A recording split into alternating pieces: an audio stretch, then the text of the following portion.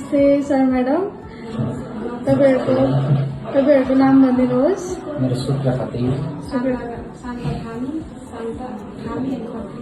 शान्ति थामी खत्री। तपाईहरु कहाँबाट आउनुभएको?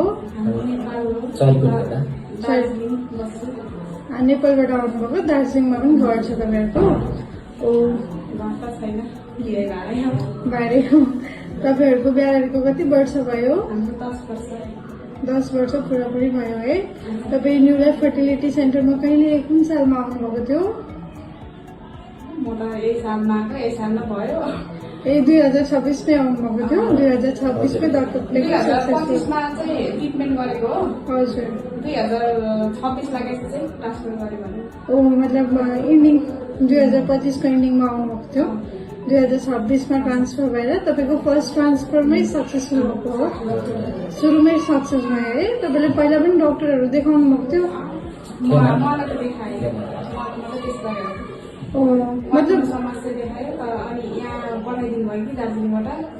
यहाँ आएपछि चाहिँ सक्सेसै भएको छ भने। ओ तपाईहरुको एक्सपिरियन्स कस्तो भयो न्यू लाइफ फर्टिलिटी सेन्टरमा? जस्तै सबैले सहयोग गर्नुभयो कि भएन? डाक्टरको ट्रिटमेन्ट तपाईलाई कस्तो लाग्यो? डाक्टरको ट्रिटमेन्ट एकदम राम्रो छ। सक्सेस सबैको सक्सेसै हुन्छ भन्ने त्यही हामीले पनि आफूले त गरेको। खर्च गरेर के अरे अब एउटा किन मान्छेले हामीलाई त कतिले नराम्रो भनेको थियो नि त।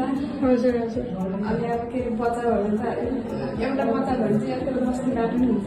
हजुर हजुर। त्यही भएर चाहिँ अब 3 महिनाको भयो है। अझै राम्रो हुँदै जाओस्। खुसीको आशा। अहिले कति महिना पुग्नुभयो तपाईँ? कति महिनाको प्रेग्नेन्सी? हजुर सरकोबाट त 3 महिना। हामीले ट्रान्सफर गरेको चाहिँ 2.5 महिना भयो। सरकोबाट त 3 महिना। होइन प्रेग्नेन्सी कति महिना पुग्यो? 3 महिना। 3 महिना पुग्यो है। सरकोबाट हिसाब हुन्छ नि त। अब हाम्रोबाट चाहिँ हुँदैन कि सरकोबाटै हिसाब हुने उहाँबाटै नै। हजुर हजुर। आइडिएफ गरेपछि उताबाटै तपाईँले फरक पर्छ। 3 महिना भयो। हुन्छ सरको लागि के भनिदिनुहुन्छ? सरको अरूहरू आउनेहरूको यस्तो आएर गर्दा हुन्छ होइन सबैजनाले राम्रै हुन्छ खर्च गरेको अनुसार। एकदमै इमोसनल भइसक्नु भएको छ। धेरै खुसीले एकदमै खुसी हुनुहुन्छ है। आज अब घर फर्किने तपाईँहरू है। म कति भर्दैन त्यही त हुन्छ। अब अरूको अब गाउँ बस्नेहरूमा बस्नु त अलिकति कुरा सुनेर आफूलाई कस्तो हुन्छ। जे होस् तपाईँको एउटा जर्नी सक्सेसफुल गरिदिनु भयो सरले। अब हुन्छ। अब धेरै धेरै बधाई छ तपाईँहरूलाई। राम्रो आज राम्रो एउटा नेक्स्ट टाइम आउँदाखेरि एउटा राम्रो नेक्स्ट टाइम आउँदाखेरि एकदम राम्रो भएर आउनु पाऊँ। बच्चाले राम्रो पाऊँ। एकदम मिठाई बोकेर आउनु पर्यो।